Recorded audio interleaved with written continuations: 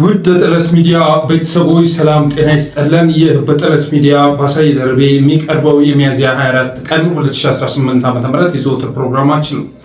በዛሬው ፕሮግራማችን ልዩ ልዩ መረጃዎችን፣ ወቅታዊ ጉዳዮችን፣ ዕለታዊ ፖለቲካዊ አጀንዳዎችን ወደ እናንተ የምናደርስ ይሆናል። ስለዚህ ጠለስ ሚዲያን ሰብስክራይብ በማድረግ እስከ ፕሮግራማችን ፍጻሜ ድረስ አብራችሁ ትቆዩ ዘንድ በአክብሮት ጋብዘን በቀጥታ ወደ ዕለቱ ፕሮግራም እናልፋለን።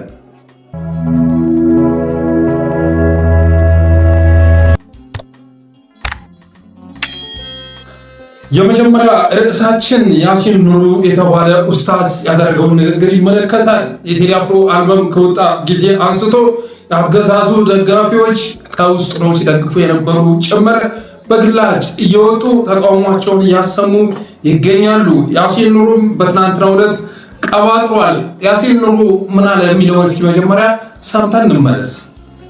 ዳስ ጣል ብለህ ለትውልድ አይነገር። ዳስህን ጣል ተብሎ አይገነባ። ይሄ ማህበራዊ ሳይንስን የማያውቁ ግለሰቦች ናቸው። ትውልድ እንዴት እንደሚነታነጽ የሊደርሺፕን ሳይንስ የማያውቁ ገጣሚዎች፣ አዝማሪዎች ናቸው የሚሉት። ብዙ ጊዜ ችግሩ ምንድነው? ታዋቂ ሰው ስትሆኑ ማህበረሰብን አትከላከሉ። የሚያዋጣን አንድ ነገር ብቻ መደመር። አገር ሙታለች፣ ዳስ ጣል ብለህ ለትውልድ አይነገር። ትውልድ የሚታነጸው ተስፋ በመስጠት ነገ የተሻለ ይሆናል ብሎ እንዲያስብ በማድረግ ወስያዬ ለወጣቶች እሱ ነው። ዳሱን አፍርሱትና ደስ የሚለው ተስፋ ላይ ተቀጣጩ። ሀገር የተሻለች ትሆናለች። እቺ ሀገር ከስንክሳሯ ወጣ ወደ ከፍታዋ መውጣቷ አይጠራጠር። ከውልደት በፊት እርግዝና አለ። እርግዝና ምጥ ይበዛዋል። እርግዝና ማቅለሽለሽ አለው። እርግዝና ቦሚካ አለው። እርግዝና ወገብ ያማል አስተኝም ይላል። ይቺ ሀገር በምታደርገው የግንባታ ጉዞ ውስጥ ስንክሳሮች አይጠፋትም።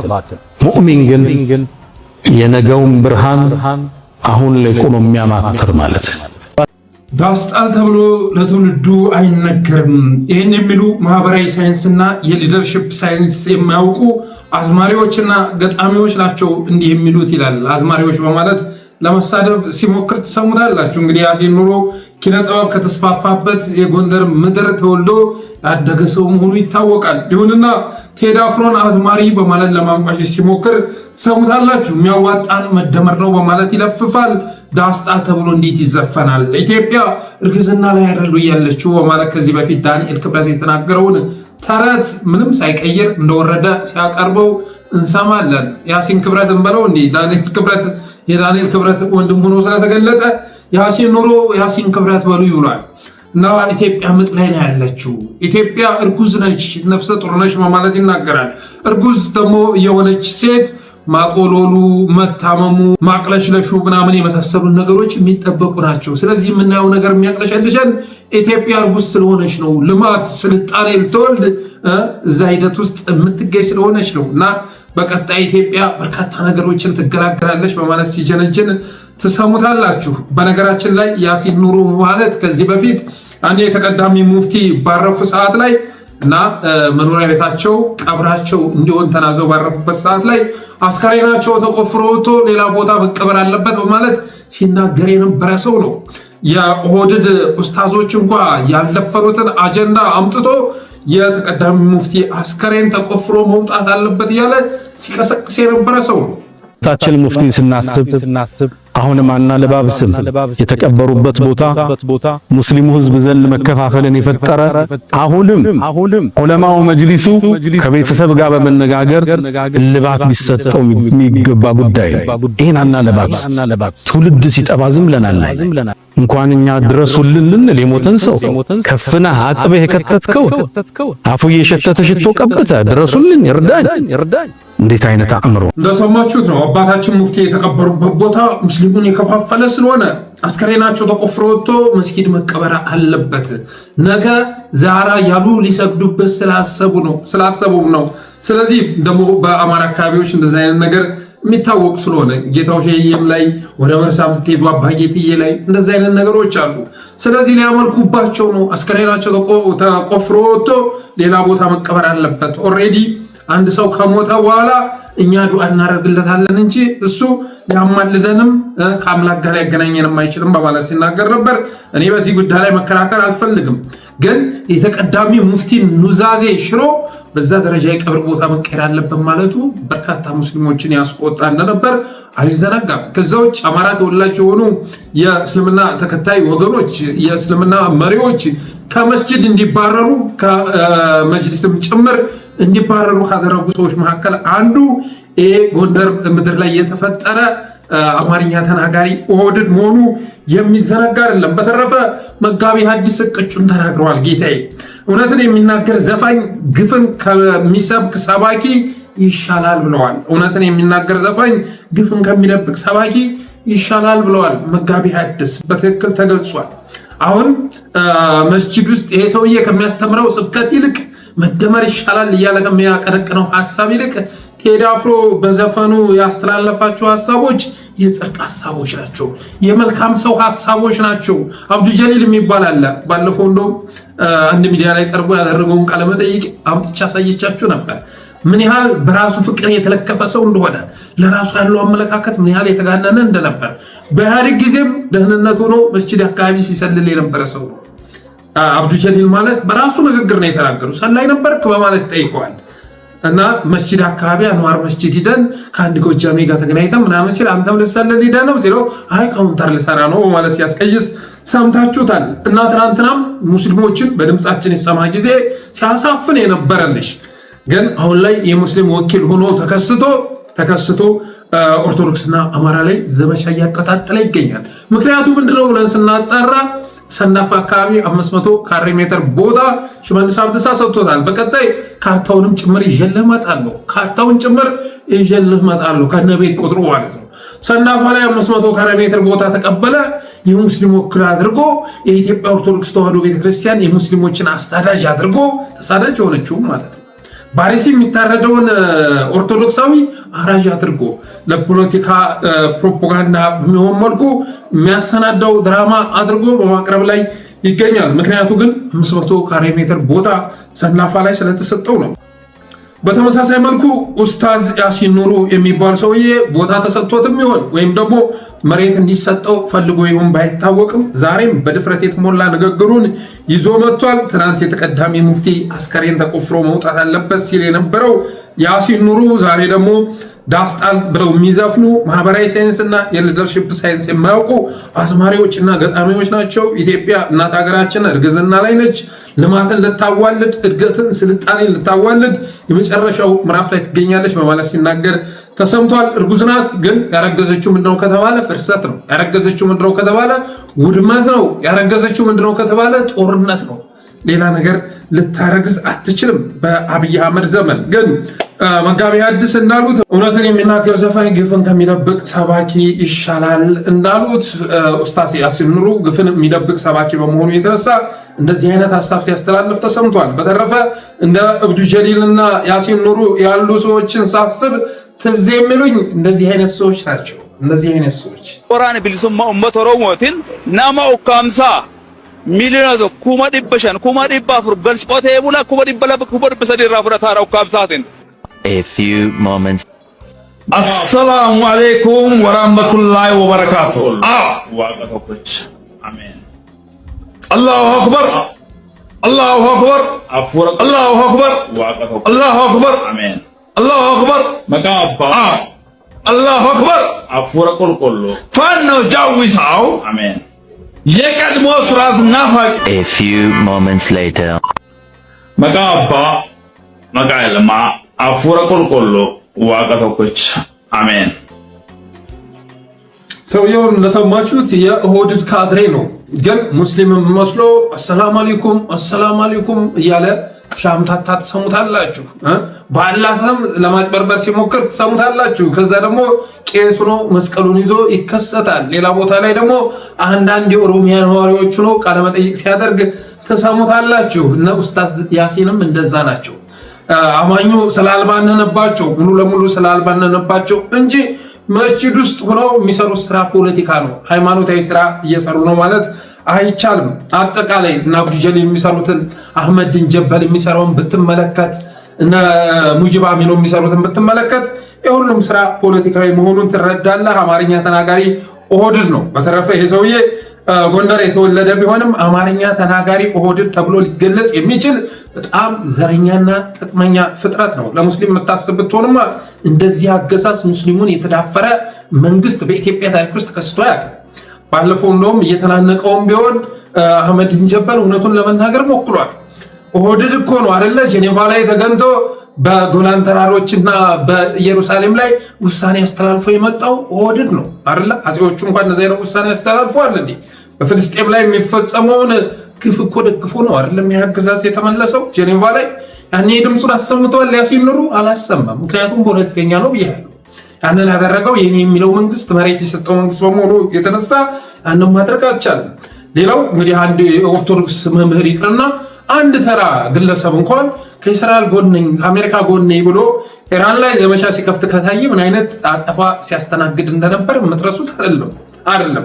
አብይ አህመድ ግን በግልጽ ከዩናይትድ አረብ ኤምሬትስ ከነ እስራኤል ጎን ተሰልፎ ኢራንን የማውጋዝ ስራ ሲሰራ እና ሲኑሩ ያኔ ምን እየተሰራ ነው ብለው ጠይቀዋል? አልጠየቁም። ምክንያቱም እነዚህ ሰዎች የእምነት ወኪል አይደሉም፣ የኦህዴድ ወኪል ናቸው።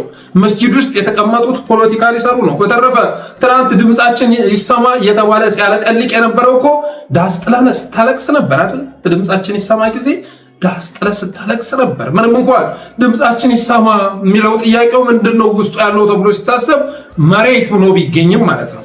ያኔ ስለ ሃይማኖት የምትታገል ትመስል ነበረ አይደለም። ስለ ሃይማኖት የሚታገል ቢሆን ኖሮ አሁን የአማራ ሙስሊሞች በወለጋ ስንት ግፍ አስተናግደዋል። በሸገር ጎጇቸው ፈራርሷል። ሲታገል አልተሰማም። ከኢህአዴግ ጊዜ በተሻለ መልኩ አሁን የተከሰተ ነገር የለም። ፎርዛት ማተር ስልጣን ላይ ያለው አገዛዝም ሙስሊም ነኝ ብሎ ራሱን የሚገልጽ አይደለም። አንዳንድ እንደ ያሲን ኑሩ አይነት ጥቅመኞችን ከጎኑ አሰልፎ ፖለቲካ ሲሰራ ቢገኝም ለእስልምና ግን የተለየ አደረገው የሚባለው ነገር የለም። እንደውም አንዳንድ የአማራ ሙስሊሞች በዚህ ስርዓት የሚፈጸምባቸው ግፍ የከፋ እንደሆነ ከባለፈው የከፋ እንደሆነ እየተናገሩ ሁሉ ይገኛሉ። አማርኛ በደንብ የምትናገር ከሆነ ጽንፈኛ ይላል። ያለ ቦታ መጣ ወረራ እኮ ነው የምታካሂዱ ይዝመጣችሁ ይላል። ኦሮሞች ወንድሞቻችን ጋር ደግሞ ሲሄድ እናንተን ዝም በሉ ምን አስልፈልፋችሁ የአማራ ወኪል ናቸው ይላል። የስልጤ ጉራጌ ወኪል ነህ እንዴ አንተ? እናንተ ይሰጣችኋል። እናንተ መስጊድ እኮ አንነካም። የነዚህን ወራሪዎች ነው የነዚህን ጽንፈኞች ልክ ሌላ ዜጋና ሌላ ዜጋ ይሄን ከሚያስተዳድርህ አካል ስትሰማ አንተ ምንድን ነው የሚሰማ? እንደ ኢትዮጵያዊ ነን ወይስ ምንድን ነው? ተሰውነት ወጣን ወደ ሌላ ተቀያይረናል እንዴ ይልሃል። ስብሰባ ሲጠራ ያዳላ እንደሰማችሁት ነው። በአማራ ፖለቲክስ ውስጥ የተለየን እንደሆን ሊነግሩን ይፈልጋሉ። በሃይማኖት ከፋፍሎ ሊያጠፋፉን ይፈልጋሉ።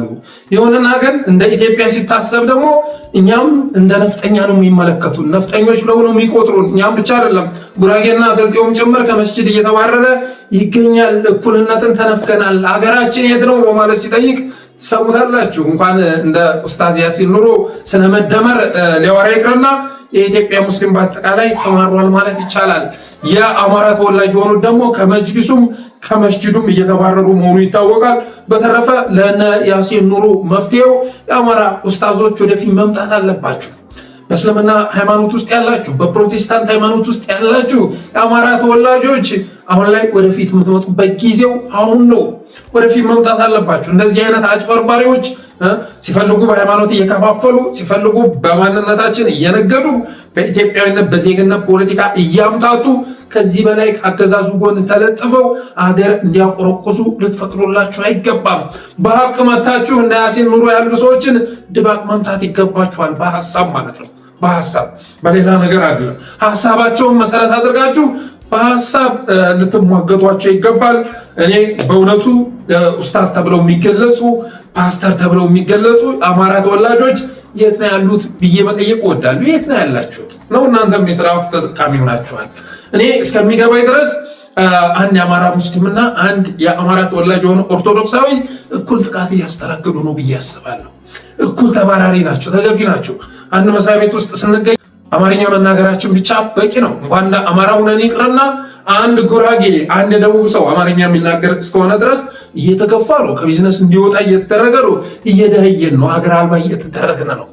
እንኳን አይደለም ኢትዮጵያውያን ይቅርና ኦሮሞውንም ጭምር ሁሉንም ማካተት ያልቻለ ስርዓት ነግሶ ዘራፊ ጨፍጫፊ ስርዓት ነግሶ በደል እየፈጸመብን ይገኛል። ስለዚህ አማራ ተወላጅ የሆናችሁ ኡስታዞች፣ ፓስተሮች እነዚህ አይነትን ፖለቲከኞች የማጋለጥ ስራ ልሰሩ ይገባል። ልክ እንደ ዶክተር ደረጀ ሁሉ ከተደበቃችሁበት ወጥታችሁ ልትሞግቷቸው ይገባል።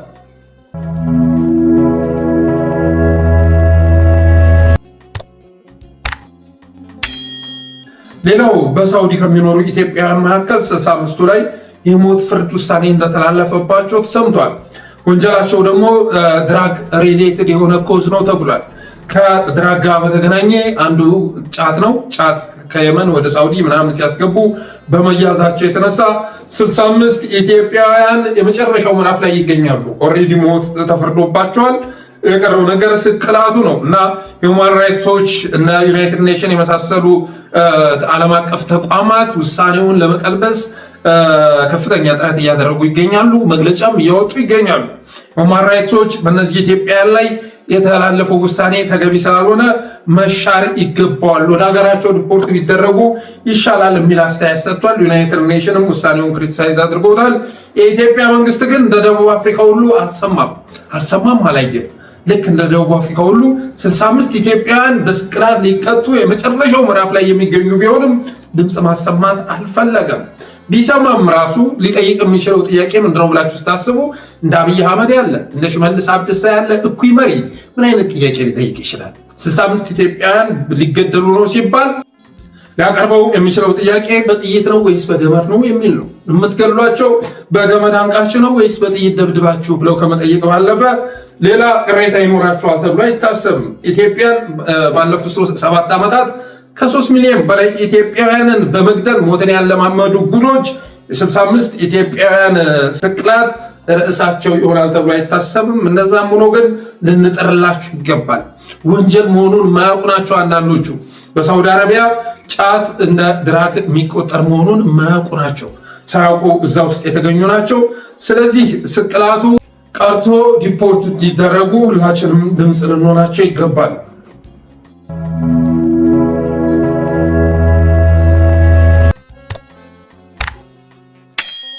ሌላው የበደድናን ፕሮፓጋንዳ ይመለከታል። ያገዛዙ ፕሮፓጋንዳ ትናንትና የነበረው ዜና ጀግናው አየር ኃይላችን በዛሬው ዕለት በትግራይ ክልል ቁልፍ ቦታዎች የተሳካ ይለና የድሮን ድብደባ ብላችሁ ስጠብቁ የተሳካ የድሮን ቅኝት አድርጓል ይላችኋል።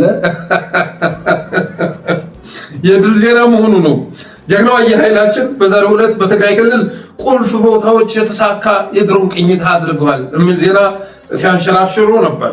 በዚያም ቅኝቱ የመሳሪያ ማከማቻ ዲፖዎችን፣ ማሰልጠኛ ጣቢያዎችንና ዋሻዎችን ለይቷል ሲባል ነበር። የሚገርመው ነገር ታዲያ ይህ ፕሮፓጋንዳ እንዳይመስላችሁ።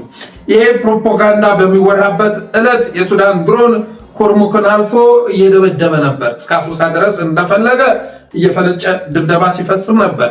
የሟች ቁጥር 35 ደርሷል። 35 ደርሷል በተጨባጭ ማለት ነው።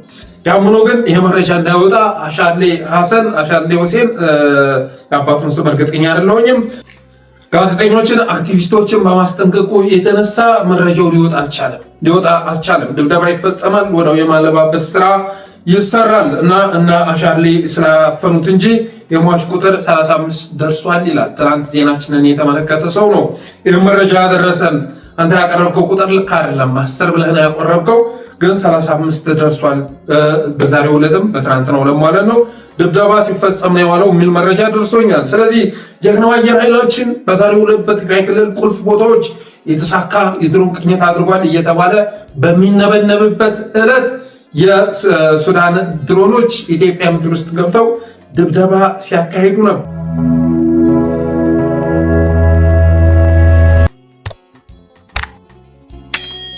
ብርሃኑ ጁላ የትግራይ ጀነራሎች እግር ላይ መውደቁን የሚገልጽ መረጃ ደረሰኝ። ይሄ ከታማኝ የመረጃ ምንጭ የደረሰኝን ከትልቅ ምንጭ የደረሰኝን መረጃ ነው ወደ እናንተ እያደረስኩ ያለሁት። ብርሃኑ ጁላ የትግራይ ጀነራሎች እግር ላይ ወድቆ ማሩን እያለ ይገኛል።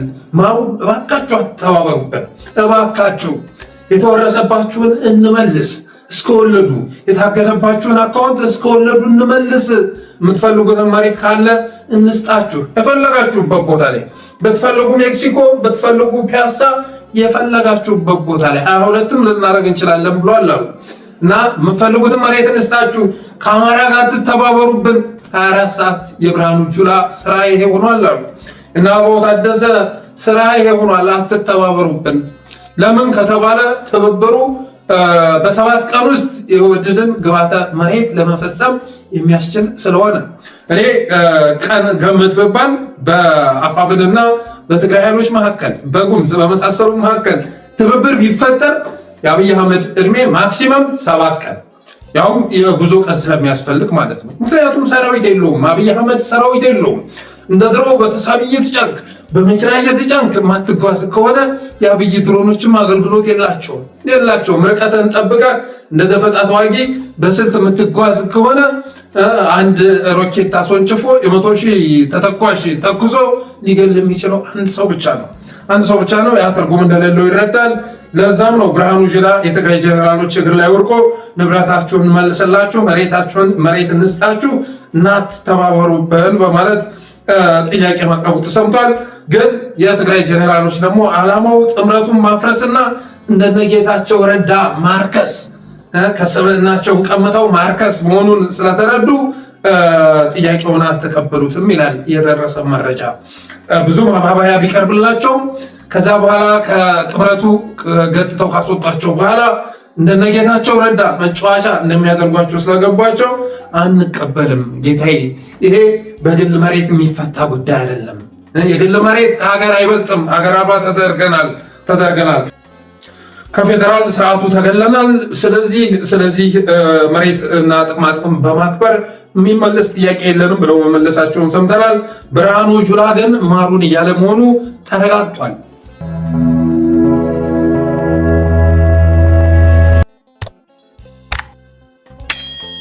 ሌላው ቀብሮ የተማሰው ልጡ የተራሰው ሌንጮ ለታ የሆነ ንግግር ይዞ መጥቷል። አንድ ንግግር ይዞ መጥቷል። እስኪ በኢንቦክስ ተልኮልኝ ነው፣ ቀንጨብ አድርገን ሰምተነው እንመለስ። አፄ ምኒልክ የ1907 ላይ የሚኒስቴሮች ምክር ቤትን ሲፈጥሩ ለአማራ የሚያገለግል ላን የሚገዛ ብለው ነው ያስቀመጡት። እና ይሄ እኮ እንደ ዛሬ አይደለም። እንግዲህ ብሔር አለ ወይ? የብሔር መደብ ተጨቋኝ መደብ አለ? አሁን አለ። አማራ በአብዛኛው ድሃ ነበር። ግን ድህነቱ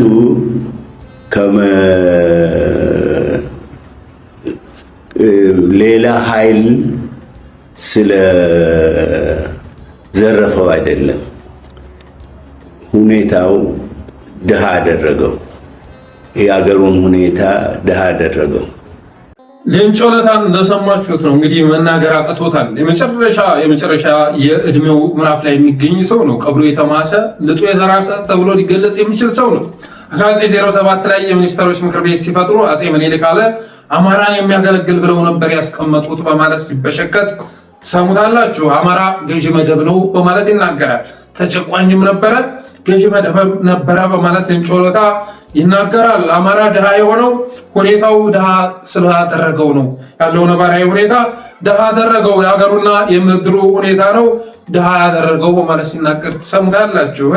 በኢትዮጵያ እኩልነትና ነፃነት ቢኖር ኑሮ አነጋጋሪ ሊሆን የሚገባው ቴዲ አፍሮ ዳስ ጣል ብሎ መስፈኑ ሳይሆን የነ ሌንጮ ለሃጭ ነበር፣ የነ ሌንጮ ለቅሶ ነበር። ከማንም በላይ ርዕስ ሊሆን የሚገባው አንድ ህዝብ እንደ ህዝብ ድሃ ብሎ የሚሳደበው ሽማግሌ ነበር ርዕስ ሊሆን የሚችለው።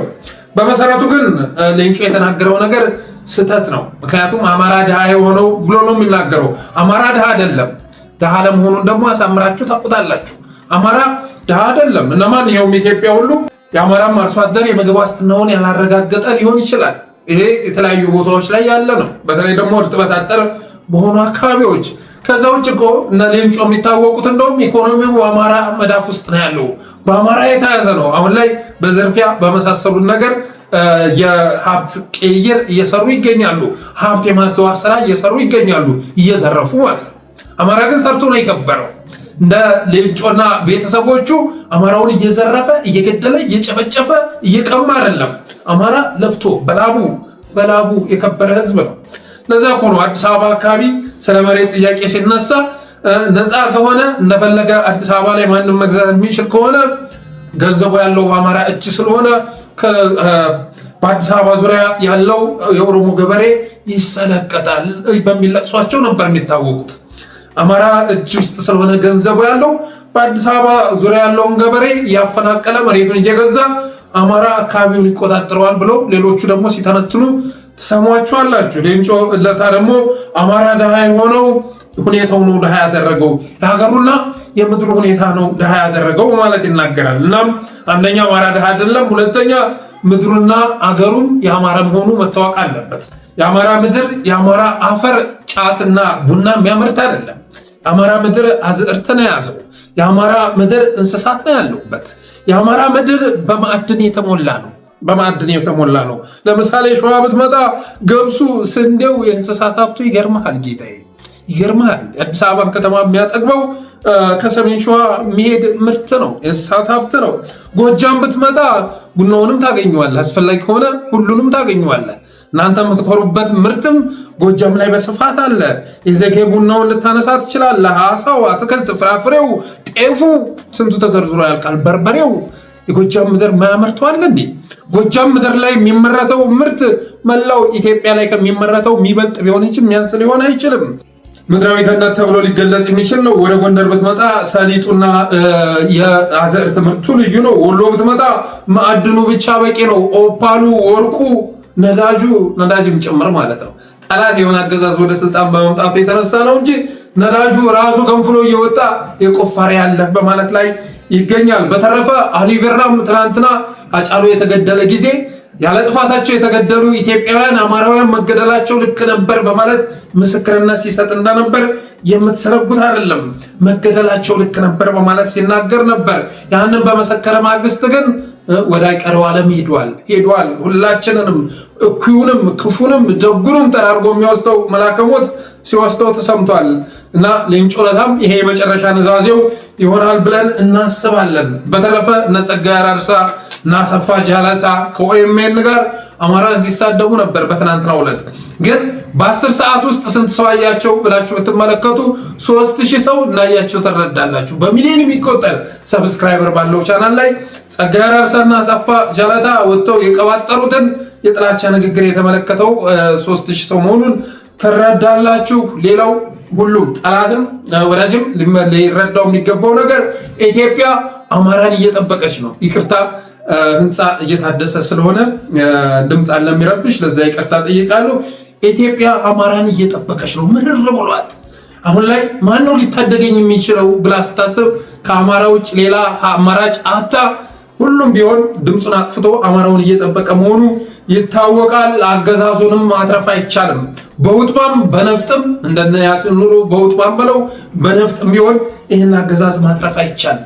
ልደግፈው ስትል ራሱን በራሱ ጠልፎ የሚጥል በመሆኑ የተነሳ ልታተርፉት አትችሉ። በርካታ አዳዲስ ነገሮችን በቅርቡ መሰማቱ የሚቀር ጉዳይ አይደለም። ኢትዮጵያ አማራን እየጠበቀች ነው። የነፃ አውጪ ያለ የታዳጊ ያለ እያለች ትገኛለች። እና የአብይ አህመድ አገዛዝ አሁን ላይ የዜግነት ፖለቲካን ወደ ማንነት ፖለቲካ ቀይሮ በዋናነት እየተጠቀመ ያለው ሃይማኖትን ቢሆንም ግን በዚህ መልኩ ሊተርፍ አይችልም። ባለፈው እንዳልኳችሁ ግን አሁን ላይ እኮ ለአብይ አህመድ የሚሟገት እኮ የማንነት ፖለቲካ አራማጅ አታገኙ። ሁሉም ባኖበታል። የማንነት ፖለቲካ ተዳክሟል ባይባልም አብይ አህመድን ግን በመደገፍ የማንነት ፖለቲካ ጥያቄውን አስመልሳለሁ ብሎ የሚያስብ የለም። አሁን ላይ አብዛኛው ኦሮሞ ብሔርተኛም ሸሽቷል፣ ከነ አብይ አህመድ ሸሽቷል። ስለዚህ እየተጠቀመ ያለው ማንን ነው ካላችሁ ሰባኪዎችን፣ ኡስታዞችን የመሳሰሉትን ነው እየተጠቀመ የሚገኘው። ለዛም ነው በኢትዮጵያ የማንነት ፖለቲካ ለአገዛዙ እንደማይጠቅመው ተረድቶ ጥቅም እንደሌለው ተረድቶ የሃይማኖት ፖለቲካ ውስጥ መደበቅ ጀምረዋል በማለት የተናገርነው ስለዛ ነው ማለት እወዳለሁ። በተረፈ እዚህ አገዛዝ መሸነፍ፣ የጭቁን ህዝቦች ደግሞ ማሸነፍ የታወቀ ነው። ጊዜው ሊዘገይ ይችላል እንጂ አገዛዝ መሸነፉ አይቀርም። ያኔ እነ ኡስታዝ ያሲን እነ ጥላሁን ጉግሳ የመሳሰሉ ሰዎች የትና የሚገቡ አብረን የምናየው ይሆናል እላለሁ። አብራችሁ ስለቆያችሁ አመሰግናለሁ። የጠለስ ሚዲያ ሜምበር ሰብስክራይበር በመሆን ስቴሮችን ማበርከት አበረታቱ ብዬ ዛሬ ዝግጅቴን ቋጫለሁ። ክበሩልኝ።